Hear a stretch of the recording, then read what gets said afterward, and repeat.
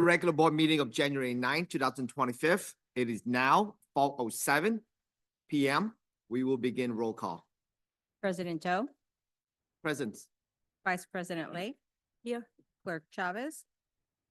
Here. Member Herrera, Here. Member Cortese. Here. Are there any members of the public who would like to provide public comment to the board on a closed session agenda item at this time? We have no online nor in-person public comment. Thank you.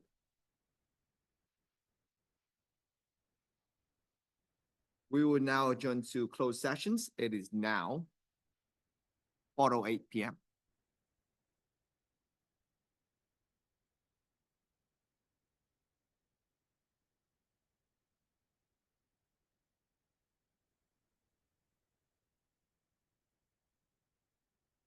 We will now resume our meetings and we'll start with the Pledge of Allegiance.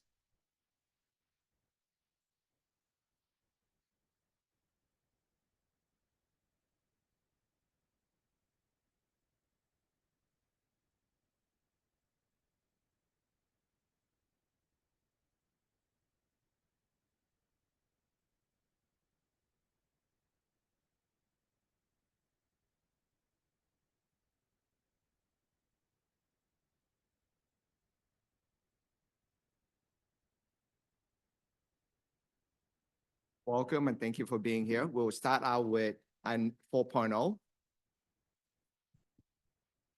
Any person may address the board on any item on the meeting agenda. Information explaining the board meeting procedures and how members of the public can address the board will be read. Person wishing to address the board may participate and comment as follows. In-person public comment may be made in persons in the meeting room by filling out a public speaker request form at the room entrance. When your name is called, please come to the podium and state your name for the record. You may also raise your virtual hand in Zoom to request to speak and offer comment in real time. You will have 2 minutes to speak. Person may also fill out a speaker request form via online submissions. Comments should be limited to no more than 1,000 characters in length. Please reference in your submissions in the agenda item number for your comment. Your comment be read out loud as part of the public meeting.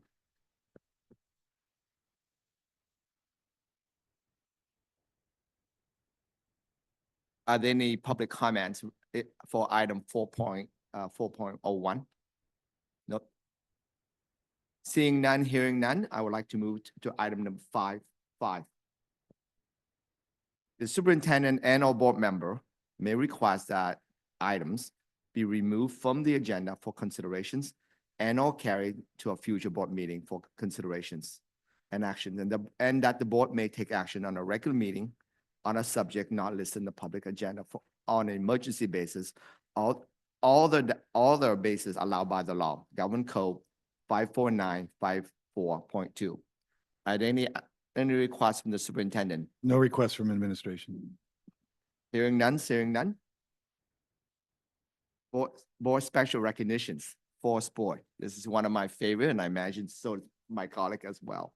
It's a favorite for a reason, Yes. because we got some tremendous student athletes in the house. Welcome, everybody. Thanks for being here. Let's just start off with a round of applause because there's some energy in this place.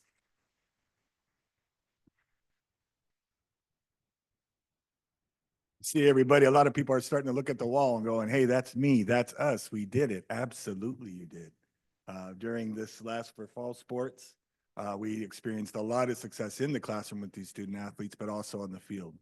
And so tonight we have proud administrators, see some proud parents, we see proud coaches who, yeah, that work with that group of students paid off, and across in a very competitive environment, became champions of fall sports, and we're here to recognize that tonight. Now, part of that is smiling and coming up for your photo. Parents, when we do that, feel free to come up, get out that iPhone, and get your memory too. Get it on the Insta, throw it to grandma or wherever she is right now, so she could see it too. But as we get ready to read the names of our winners, I am going to ask if the board could come forward. So as we read our winners, that you could take a picture with them. Do you mind taking those photos?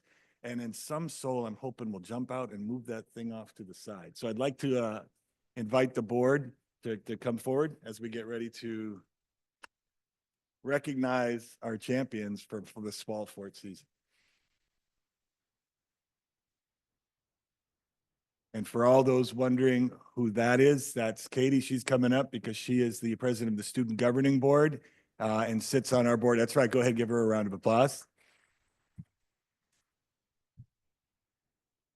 Who weighs in on issues as they come forward. All right. Looks like it was a good year for the Cougars. My goodness, Evergreen Valley High School. Can we please welcome the girls cross country Mount Hamilton Division champions of the Blossom Valley Athletic League? Come on up.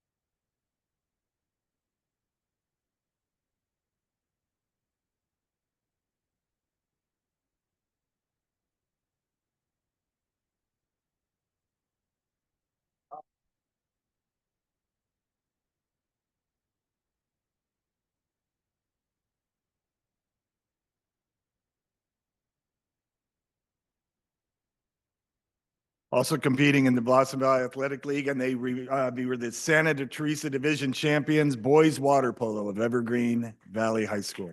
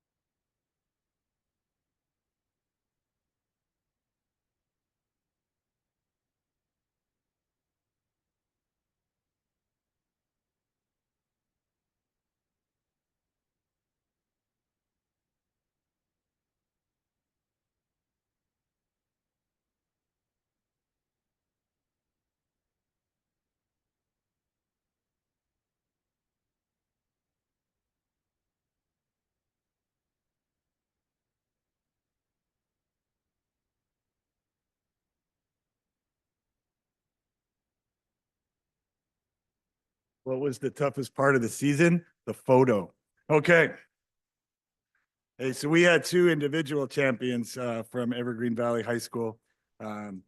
Rachel Gee was our Central Coast champion. Check that out. Central Coast champion in tennis. She's not here tonight, but we want to recognize Rachel. But we also want to recognize the Central Coast section champion in girls cross country, Nora Carino.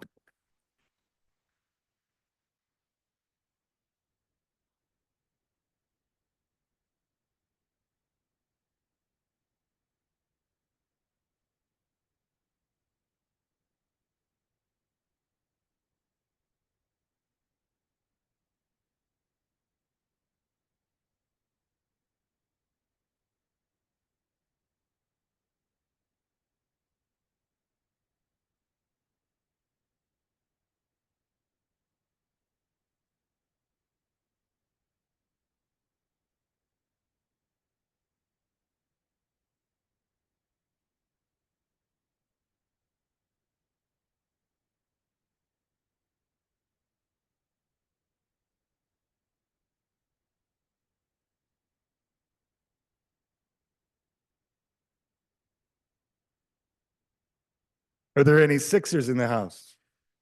There we go. Let's recognize in a very competitive league, the Boston Valley Athletic League Santa Teresa West Division champions of girls cross country, Independence High School. Come on up.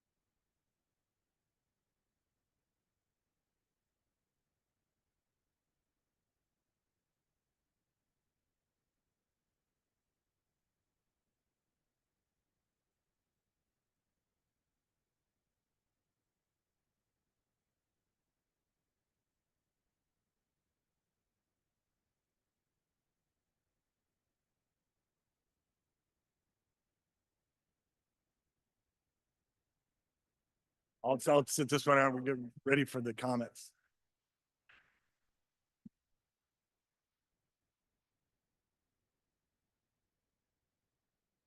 All right, congratulations, Independence High School.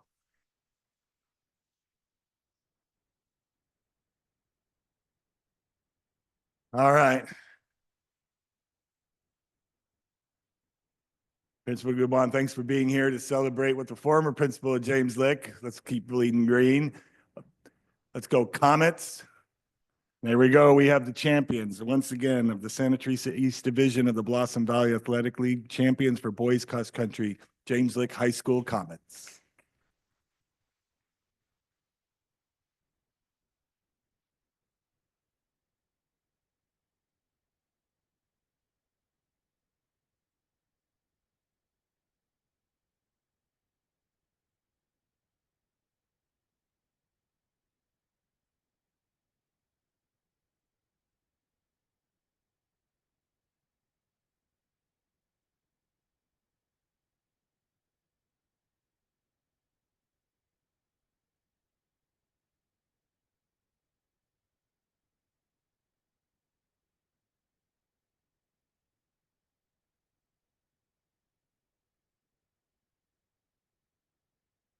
Any Pirates here?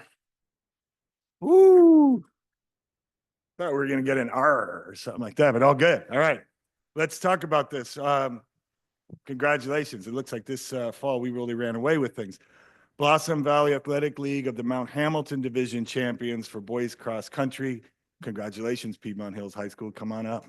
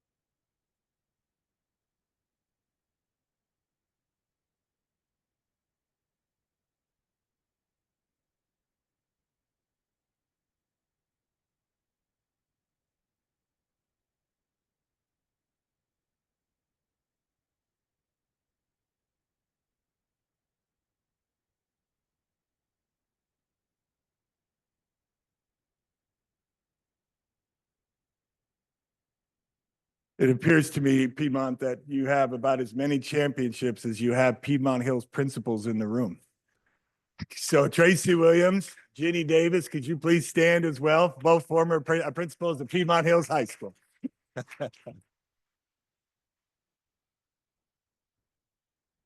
That's kind of cool. Yeah, but even better is the girls volleyball team taking home the Santa Teresa West Division of the Blossom Valley Athletic League and our current champions. They're here tonight? Here to accept the award.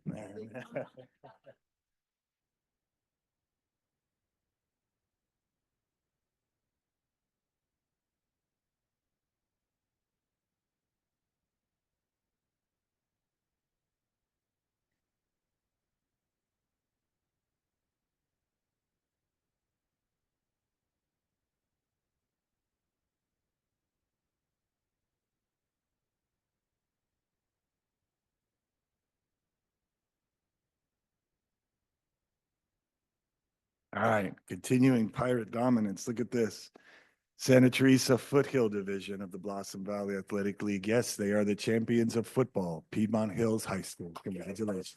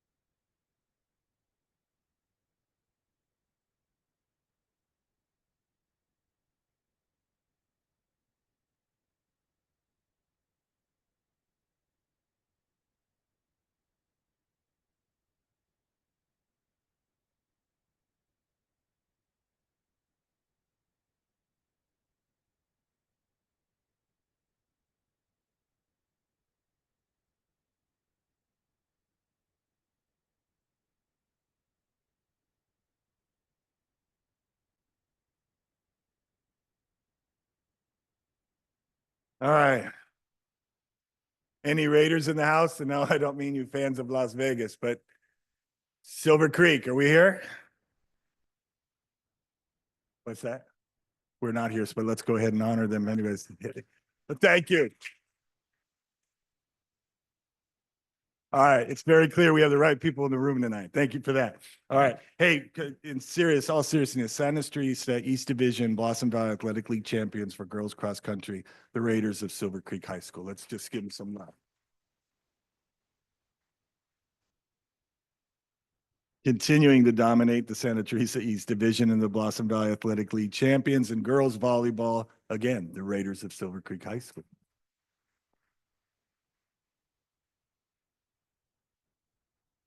And this last one I love because the school gets their own division and they win it, right? So in girls golf, winning the Santa Teresa division of the Blossom Valley Athletic League, they are champions, Santa Teresa High School.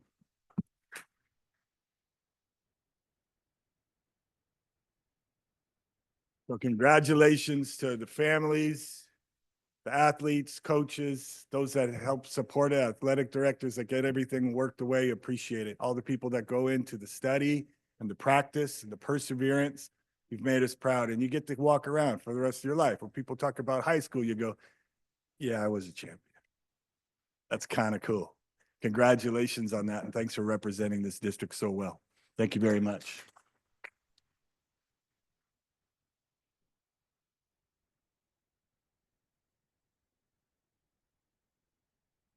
Normally we say, hey, you don't have to stay for the whole meeting, but teams, if you don't mind hanging back for this just one item, we talk about representing well. Recently we lost a friend of Eastside, Reverend Jeff Moore, was with Eastside from 2006 for a good 15 years or so, serving our students.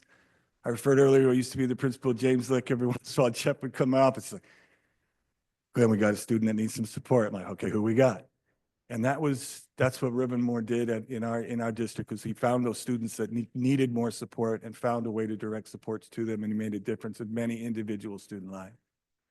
What we also know as the president of the NAACP and multiple other organizations which are listed there, he had an impact with his leadership, his vision for a community in the South Bay, to be supported, for his voice to be heard among competing voices, to make sure that that voice was present.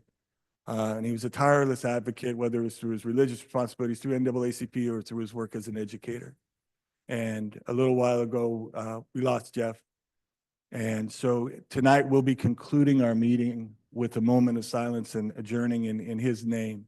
But we do want to take this moment to recognize Reverend Moore.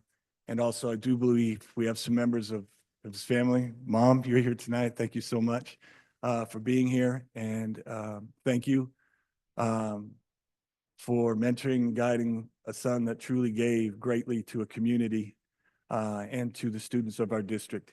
And we want to honor his life and his work and all of you now and as we adjourn the meeting. But we'd like to invite another friend of the district whose room this room is not new to him to come forward and please share some thoughts about Reverend Moore. And before you speak, Rodney Moore was my board colleague in the mid-90s. He was on this board of trustees in the 90s. And then also were you general counsel for the district? This man has the East Side in his DNA.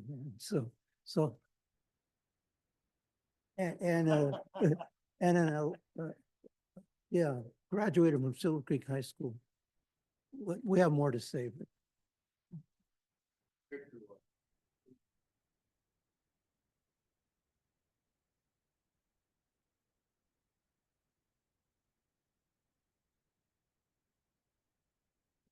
thanks for this honor of my brother. Me and my brother grew up together. He was a year and a half older than me, attended Silver Creek High School, and the East Side is deep, in our blood. As you hit on, Mr. Herrera, he started off as a lawyer for this district, me personally. And since that time, I represented school districts around the country. So I say that because I know my brother oftentimes, was a lightning rod in terms of advocating for students, because he felt passionately about that. He felt that, having ran for a board, I understand when we get on the board, we have a lot of interest. We really want to focus on students. but oftentimes some of the other noise gets in the way, you know. He always wanted to make sure that he can refocus the board and the district on what's really important, is making sure that every student learns and every student is successful. I think that's because growing up, we saw so many talented students who may not have made it through the system. And he wanted to make sure that while he was around, while he had breath in him, that did not happen. Now, I talk about me representing districts because if you think you heard it, you can imagine, you know, the lunches and dinners and events that I had to listen to Jeff advocate to me because I represented a whole lot of districts. He was always on point. Sometimes I push back and say, Jeff, you're going too far, or you may not get it right. But ultimately, I understood, it was coming from the heart, and everything he said had a level of merit and strength in it, and really would focus us on, what the important mission is, making sure that every kid learns. So I want to introduce the one that made it all possible. She just flew in today from Atlanta, Georgia, to be here for Jeff's service on Saturday. My mother, Miss Tommy Moore. Just stand up, Mom. I know.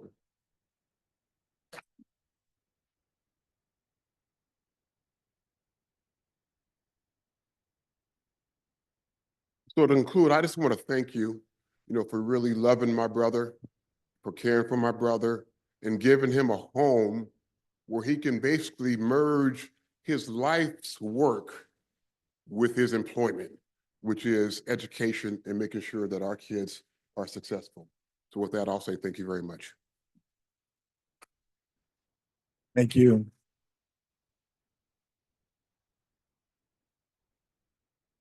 And we'd like to make sure that we give this to you, and Mom, feel free to take it back to Georgia, a certificate on naming the fact that today we will be adjourning our meeting in the memory of Reverend Moore.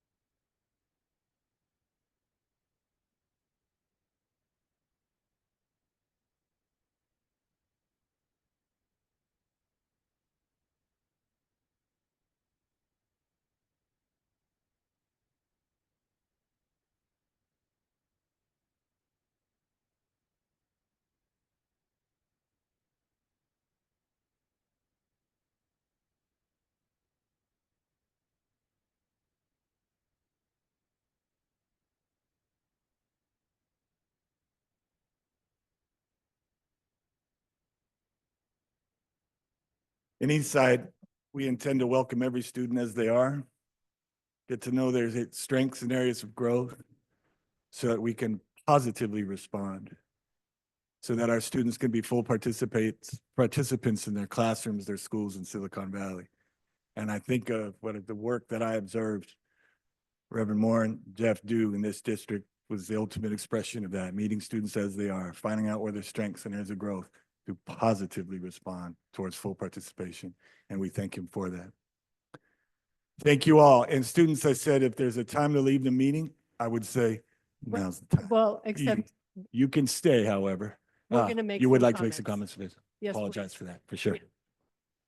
Yeah, I could not let this moment pass without acknowledging my own relationship with Reverend Moore, who I called Jeff.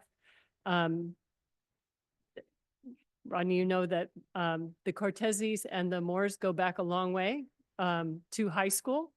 I think you might have gone to school with Dave's sister, Mary Liz. I'm not sure. That's about the right timing.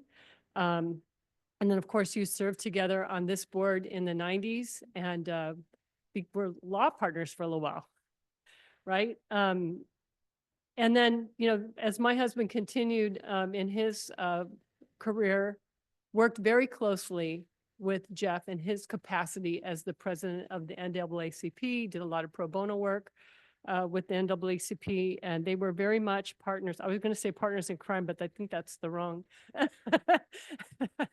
They did a lot of good work together, And when I got on this board, it was such a joy. So I had always seen Jeff in that capacity. Of course, you know, he's a man of faith, and I did know him that way too. But when I got on this board and would go see him, you know, and he would introduce me to his kids from the Black Student Union and the students that he mentored on the campuses, it was just a joyful moment to see that. He was an advocate for all people, including LGBT and people who are experiencing homelessness and incarceration. And he was really an incredible peacemaker. I remember one time when there was the issue around the Black Lives Matter was beginning, and the issue with public safety and police. He actually organized a dialogue between the community and the San Jose Police Department, and I got to participate in that, and it was so moving and powerful. He was not about making enemies out of anyone. He was about building connections and really being a peacemaker.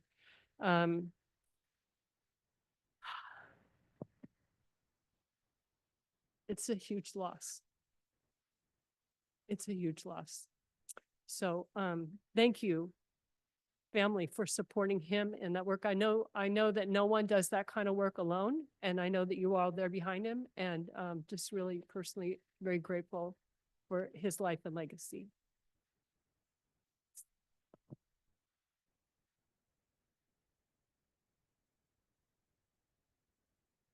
Does anyone else like to add?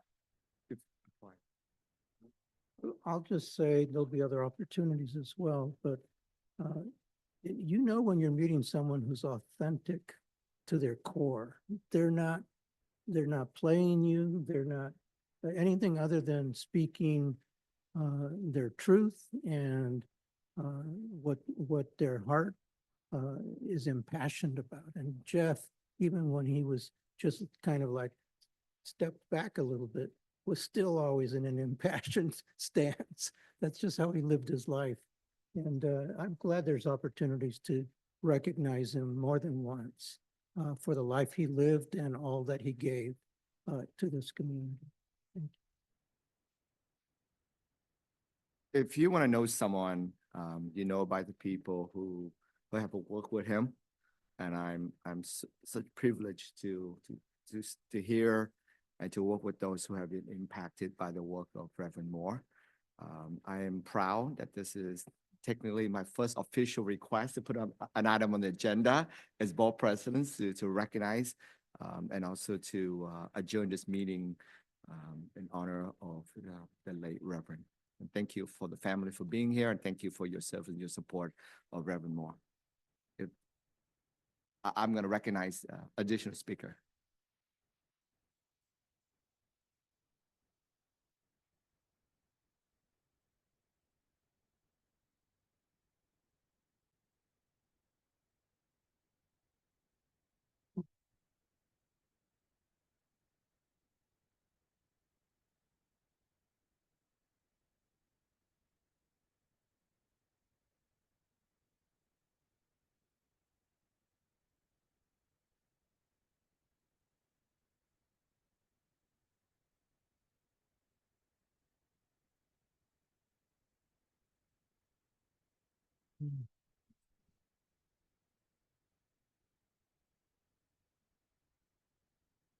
Before we move to our next item, I like to give the families and our students opportunity to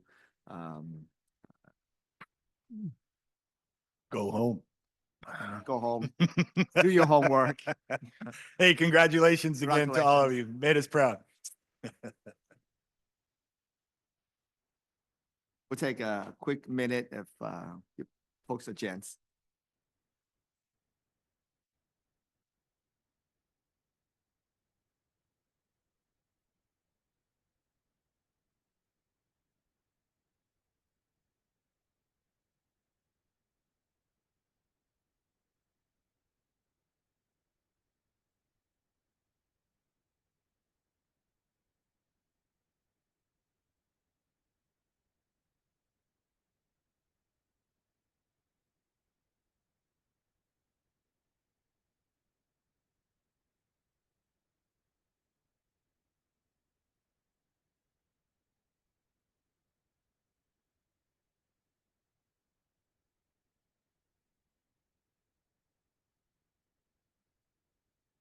Item 701.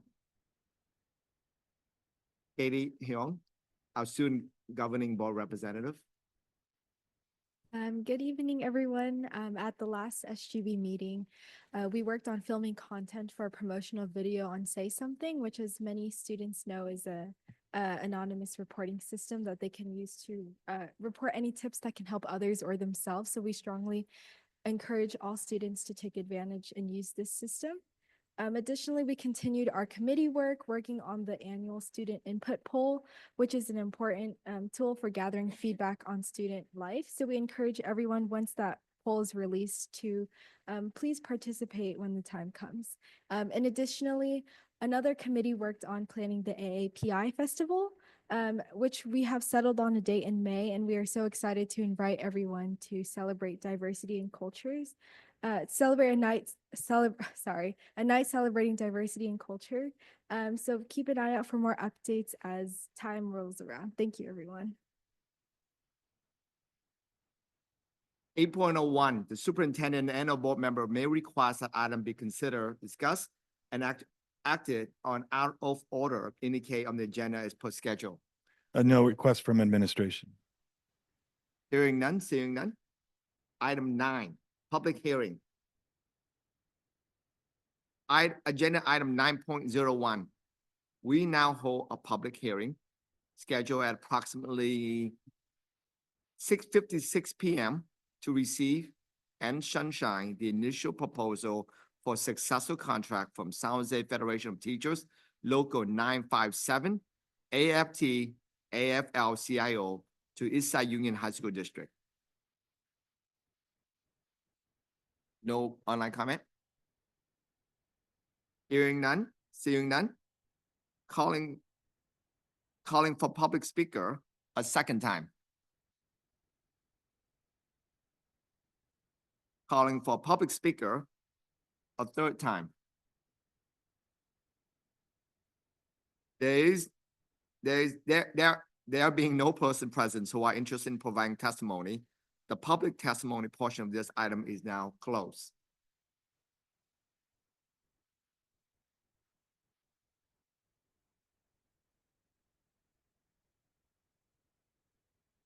Item 10.01. We would ask that the district receive the proposed agreement. I'm sorry, could you say that again? We could take action to receive the proposal. So you need a motion? It'd be great. I'll move Yes, to please. receive Thank you. the sunshine proposal. Before we ask the rest of the board, Katie, how do you vote? Board, colleagues, how do you vote? Aye. Aye. Motion passed 5-0. Thank you, Glenn, for the reminder. That's obviously very helpful. All right, now we can do 10.01. Member of the public may address the board on any subjects not on tonight's agenda. However, provision of the Brown Act, Government Code sections 549, 54.2A and 549, 54.3 preclude any actions. As an unagendized item, no response is required from the board or the district staff, and no action can be taken. However, the board may instruct the superintendent to agendize the item for future meetings. Any person may address the board on any item on the meeting agenda. Person wishing to address the board may participate and comment as follows. In-person public comment may be made in person in the meeting room by filling out a public speaker request form at the room entrance. When your name is called, please come to the podium and state your name for the record. You may also raise your virtual hand in Zoom to request to speak and offer comment in real time. You will have 2 minutes to speak. Person may also fill out a speaker request form via online submissions. Comments should be limited to no more than 1,000 characters in length. Please reference in your submission the agenda item number for your comment. Your comment will be read out loud as part of the public meeting. There is no written or online comment. All right. First would be public comment, Mr. Julio Pardo, because Mr. Pardo is the head of one of our bargaining units. He will be given 5 minutes. Good evening, Board. Mr. Van der Zee. So I missed your last meeting to acknowledge all your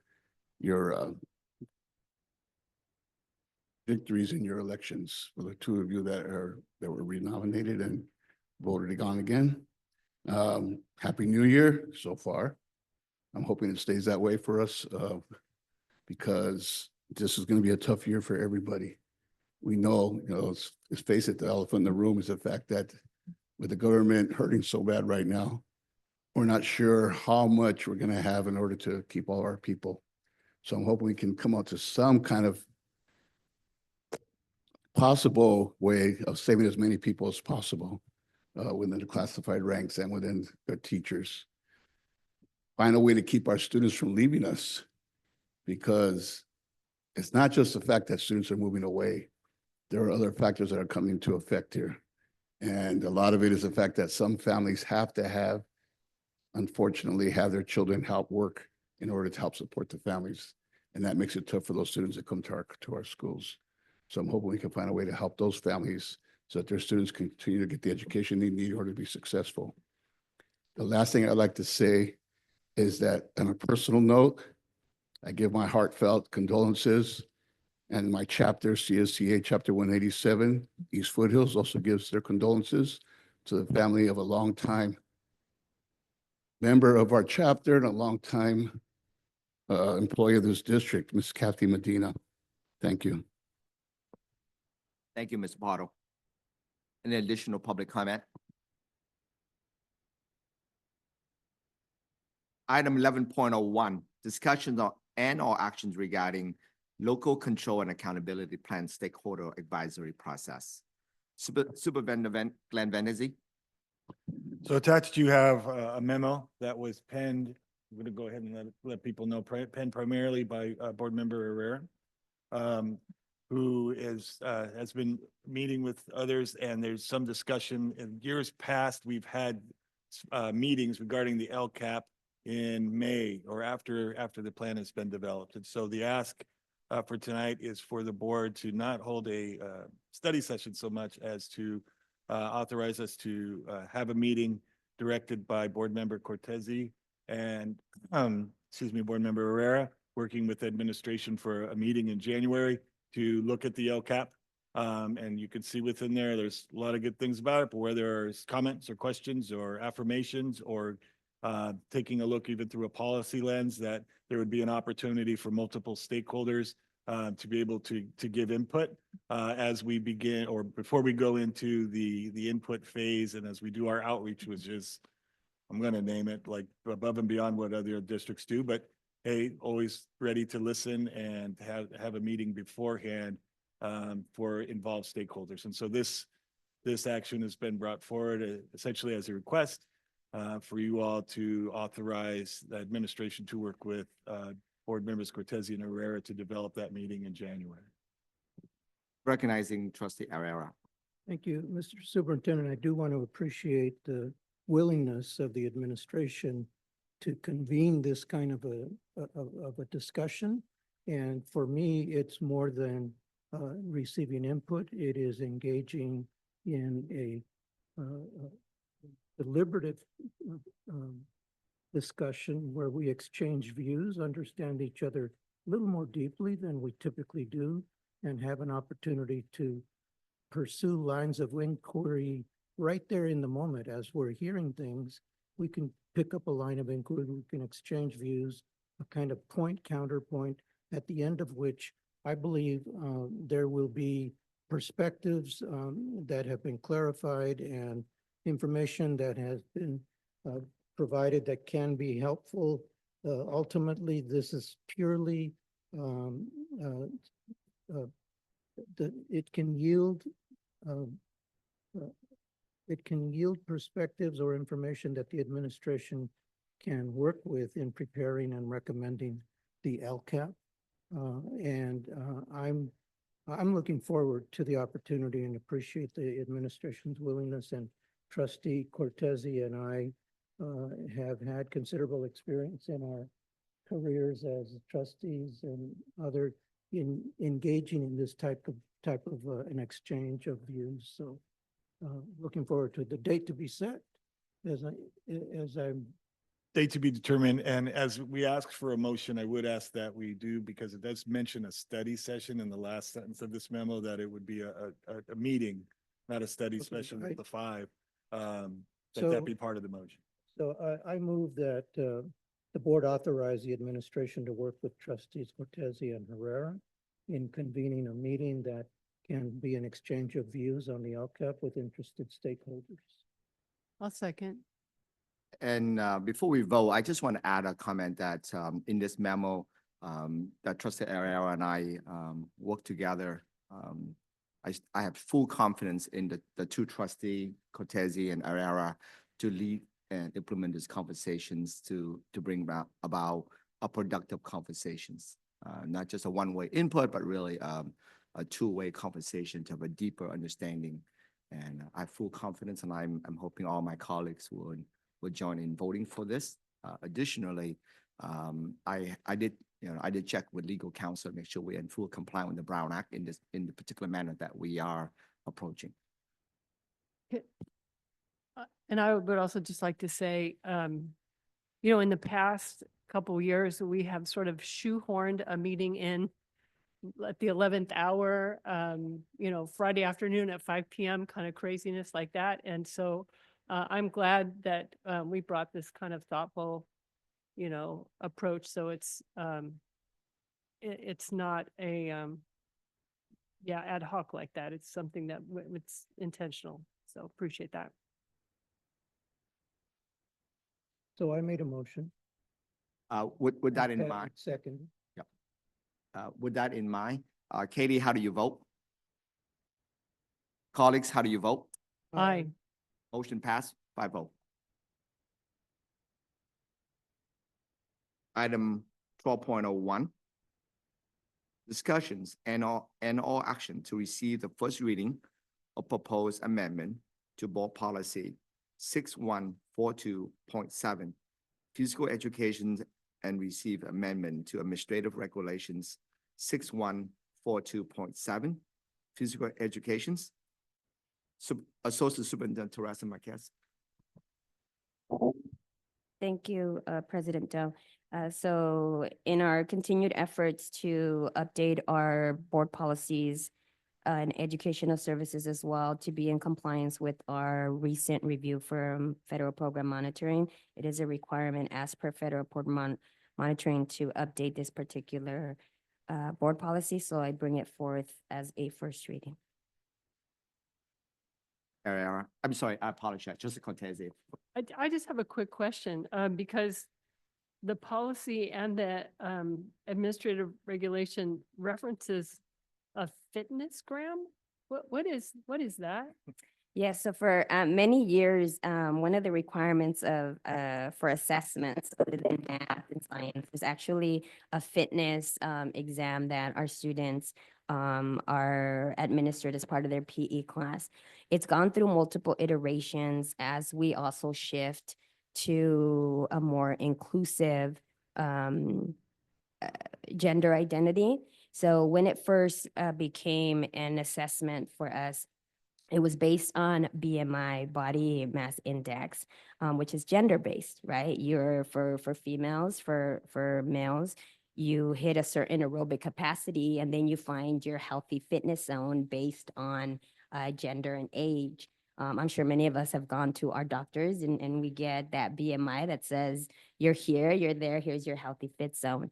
Well, with the addition of non-binary as a gender identity marker for our students, that particular aspect of the fitness gram BMI was removed. Our students still are administered a physical fitness test, which includes running the mile, doing some crunches, a variety of different aerobic capacity exercises, but they are no longer given a BMI. The only thing that we are now required to report are the participation rates, the number of ninth graders that took the assessment. Thank you. The right person to ask might be sitting right next to you. Probably the one person in this room who took the fitness gram. Okay.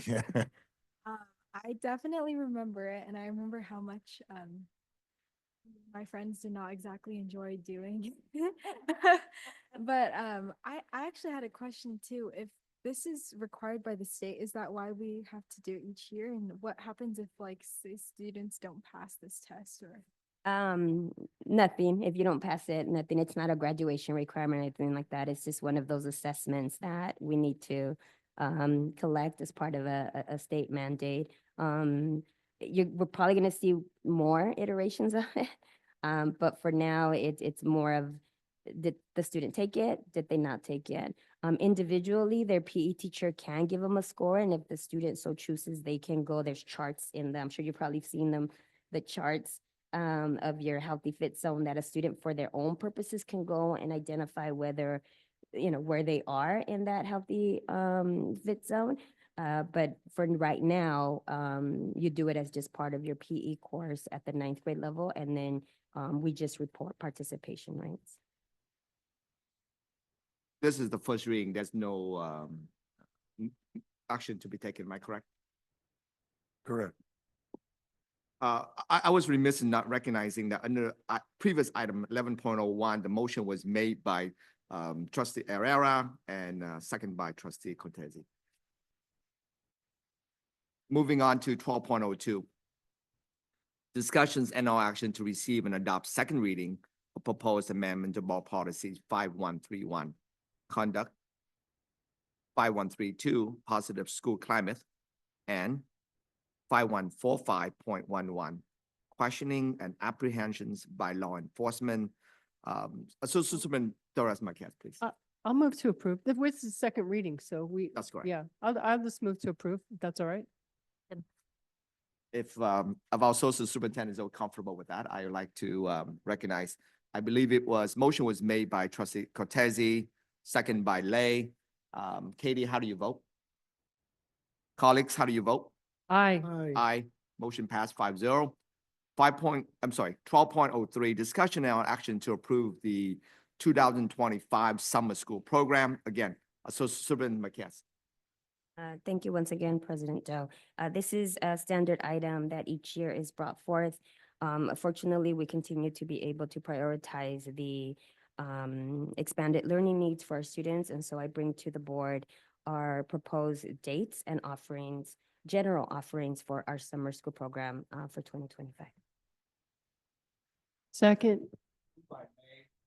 Excuse me, moved by Lay, second by trustee Cortese. Katie, how do you vote? Board, how do you vote? Aye. Motion passed 5-0. 12.04, discussions and all action to receive first reading of proposed amendment to board policy 6173, education for homeless children, receive amendment to administrative regulations 6173, 6173E, A, and 6173E, B, education for homeless children, and proposed deletions of board study 5150, education for homeless youth. Again, Associate Superintendent Torres Marquez, please. Yes, thank you, President Doe. Again, for similar reasons as the other board policies that have been brought forth as part of our federal program monitoring, we are required to have updated board policies, regulations, and exhibits that speak to the education of our students who are experiencing homelessness or home insecurity. Our policies were outdated, and so we did refer to the policies within CSBA, which is the California School Boards Association, which is the primary source for districts to go and gather the most up-to-date board policies. These are in direct alignment with the updates within the CSBA policy manuals, and so I bring forth for a first reading. Recognizing trustee Cortese. Thank you. I was so heartened to read these updates because of the languaging. This is something that was done in education a few years ago around students with disabilities that we're now, this document largely refers to this group of students as students experiencing homelessness. Which is important to me because homelessness is a condition, not an identity. And the more we can keep it a condition and not an identity, the more our students have an opportunity to thrive in spite of this circumstance.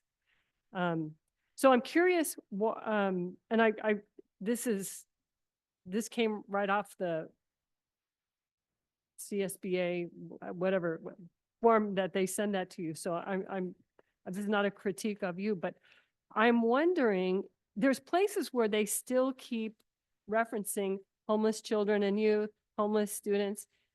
And even the board policy is called Education for Homeless Children. Is it possible to just sweep through this and just change them all to students experiencing homelessness? Yes, that's an easy enough change that the board can direct me to do that and bring it back for a second reading, to where it doesn't necessarily change the nature or the There's intent no of the board substance policy. really changed I mean, to me, it's huge substance, but, and I would say also, on the ARs, if we could do that too, especially, documents where the public is engaging with them. So, like, okay, this is out of left field, and if this isn't possible, I get it, and that's fine. But this document, exhibit, I don't know if it's A or 1, from AR 6173, makes several references to the district's homeless liaison, which, I mean, if you just look at that from a semantics, it doesn't really make sense, right? That person is already experiencing Ex- unhoused status, yes. So I'm wondering if we could change those references to homelessness support liaison or something of that nature. And, you know, I realize if that's inculcated in 1,000 other places, it's not possible then, but No, it's the first reading, so absolutely I can bring it back for a second reading at the board's purview. I think that would be really helpful. Just again, to remind people that it's a circumstance and not an sort of like an identity or sort of built into our systems here. One last thing, on AR 6173, this is, oh, well, it's page 5 out of 19, but you don't have to look it up. It says that this is about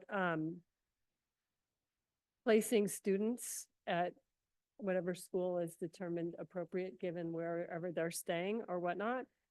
And it says that the student shall be enrolled even if the student, number 2, does not have clothing normally required by the school, such as a school uniform. I don't think we have school uniforms in any of our sites, right? But it made me wonder, I know some of our sites have like food pantries for people who are experiencing homelessness. And I don't know if any of those include like a clothes closet or something, because I know a number of students, I've heard from wearing the same thing to school every day is a red flag for a lot of them and a great source of self-consciousness. And I don't know if there's a way to support, each of the sites and doing that. As one board member, I would personally help champion that and maybe find a, goodwill partner or somebody who would help us with that, or I don't know. I realize that's a little bit out of our purview, but, Yeah, some of our sites actually do also have clothing pantries, for lack of better, or clothing closets to support, in particular to more along like warm items, like for a coat or a jacket. But we can definitely explore. We're constantly looking to explore ways to add resources and supports for our students who are experiencing homelessness. well, I volunteer myself to help with that, so. I fully agree with Trustee Cortese that homelessness is conditions, a predicament, and hopefully a temporary predicament, not identity. And for most of my, if not all of my high school years, I wear the same clothing Monday to Friday. So I understand that very well. So she's Superintendent Teresa Marcus. Is the homeless children's name now is McKinney-Vento, am I correct? We term them McKinney-Vento because of the legislation that comes with that, but yeah, I mean, the term that CSBA uses is the students experiencing homelessness.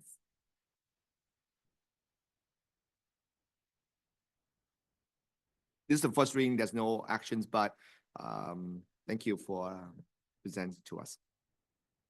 Under item 13, there's no item in the calendar 13 for business services. Moving on to item 14.01. Discussions and or actions to adopt resolutions 2024, 2025, 14 declaring the observation of Lincoln birthday on February 21st, 2025. Associate Superintendent Ginny Davis, please. Yes, this is in order to match the school calendar that was adopted by the board several years ago. February 21st, 2025 was set aside as the date that the district would observe Lincoln's birthday. By law, the observance of Lincoln's birthday should be on February 12th, 2025, unless modified through the current legal process, which in this case is the passage of the resolution. I need a motion. Move to approve? Moved by Trustee Cortese, second by Herrera. Katie, how do you vote? Board, how do you vote? Aye. Aye. Motion's carried 5-0. 1402, discussions and or action to adopt, approve, classify management and certificate administrative holiday schedule for 2025, 2026 school calendar. Associate Superintendent Davis. This is a tentative agreement between the district and CSCA on the holiday schedule, and we are requesting a final approval of the Board of Trustees. A second. Motions by Lay, second by Cortese. Katie, how do you vote? Board? Aye. Motion passed 5-0. 14.03. Discussions and or action to adopt, approve the adult education instruction calendar for the 2025, 2026 school year. Associate Superintendent Davis. I'll move to approve. Oh, All right. With that passions, motion by Trustee Cortese, second by Herrera. Katie, how do you vote? Board? Aye. Motion passed 5-0. 1404, discussion and or action to approve the increase to the hourly rate paid for college A. Associate Superintendent Davis. For approval. Moved by Herrera, second by Lay. Aye. Katie, how do you vote? Board?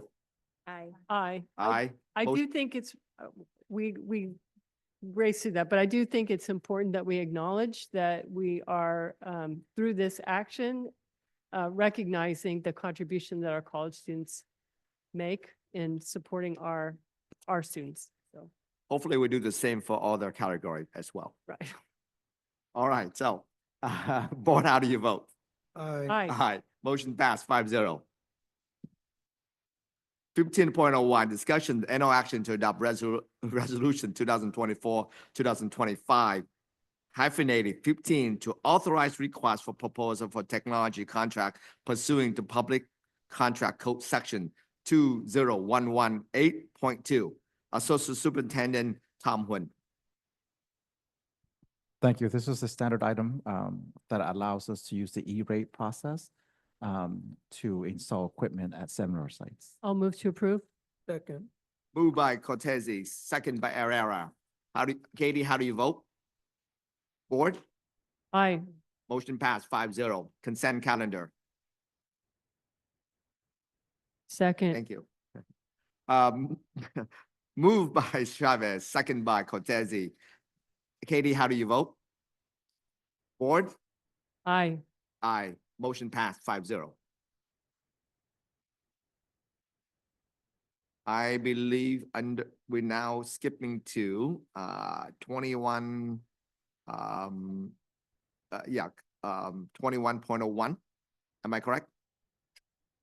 You Consent take calendar. care of Missed the something? consent. We just did consent Just calendar, did we not? consent. We did. We just did consent calendar. She moved, I seconded. Yep. And I missed it. Yep, we are 21, right? Yeah. Okay. Remind me to wake up our superintendent a little bit there. He's been working very hard. Under 20.01, item under section 21, a written report that I received into the public record, no action is taken by the board. A board member or the superintendent may pull an item of discussion requesting it to be placed on the agenda for discussion and no action at future meeting. Are there any particular report? No. None. None. I would like to say that in speaking with the board president, that he and I will be meeting to go through these future items and calendar them, as knowing that our school presentations are coming. And that we'll have a lot of impromptu items and probably heavy processes during the winter and spring months. So we'll make sure that we work on that together. Thank you. And just while we just note, as chair of the audit committees, I've been working with, or we have been working, Trustee Lay and I have been working with our associate superintendent Tom Huynh. We're going through the audit list, that long checklist, and I think we are clearing a lot of items off the list. So in a similar manner, we are doing the similar on the board level. All right. Item 22.02, and any request by board, future item by board member. I'm going to start with on this side of the table. No additional new. Trustee Lay? Trustee Chavez? Okay, no additional item. I think folks just want to get through this list initially. Fantastic. Any additional any comment by trustee? I would like to start from my left, if that's okay. I would start with Trustee Cortese. Sure.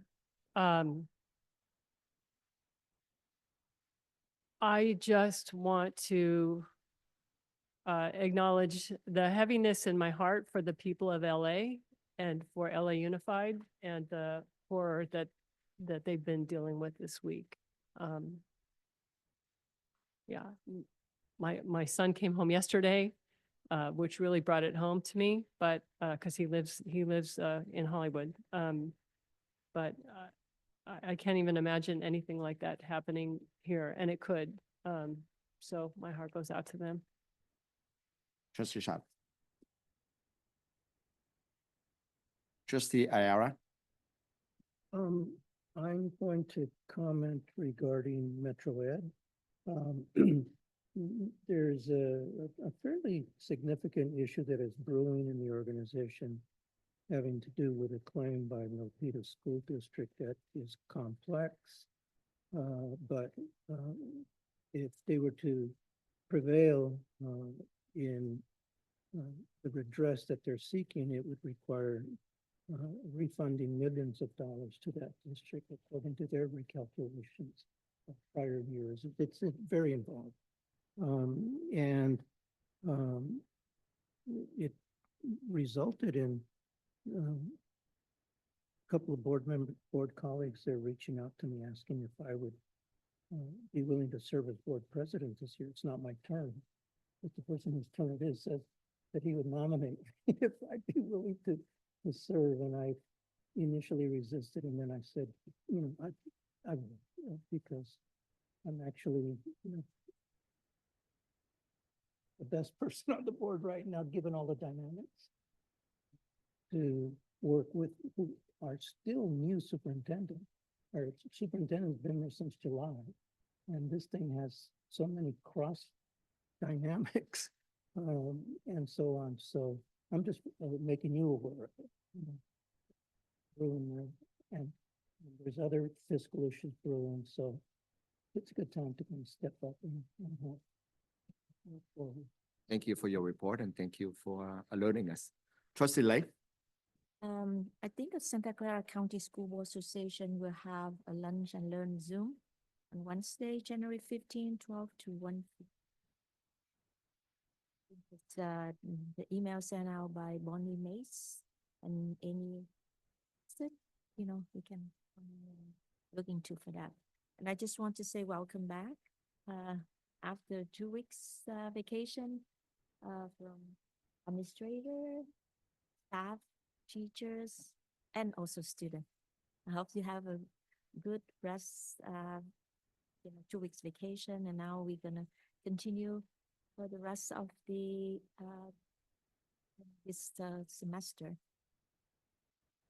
Know that we're gonna have a senior. We graduate this year with Katie Horn, so looking forward to see all of those graduations, especially for our student government board. Thank you, Trustee Lay. Item 2302, Katie Hyung. Anything you'd like to add? I have no additional comments. 2303, Superintendent Vendazi. Just want to thank everybody present tonight and working with all our students at our campuses, and welcome back from the break. And here we go, second semester. I do also want to mention the fact that today there was a message that was sent out from one of our schools regarding some parents who had expressed some unease that perhaps their immigration officers in the neighborhood. The message was sent out from that site saying, this is what's being reported. Don't know if it's true or not, but we are a school and we are a district that has promised to stay mindful of the law and our board policies of not sharing information about the documentation status of our students, and intends to be a safe place for students. And so while that report ended up to be false, I just want to take the time to make sure that our families and all those know that we will be following the law, but also keeping the safety and security of our students at the front of our minds. Item 24.01, Legal Counsel. Do you have anything to report? Good evening. No, there are no reportable actions. Thank you.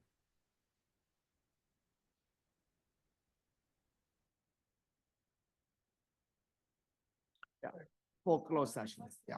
So there are no reportable items. We will be recessing into closed session before we adjourn, but there will be no action taken in that portion of the session, and there will be no future reported items out this evening.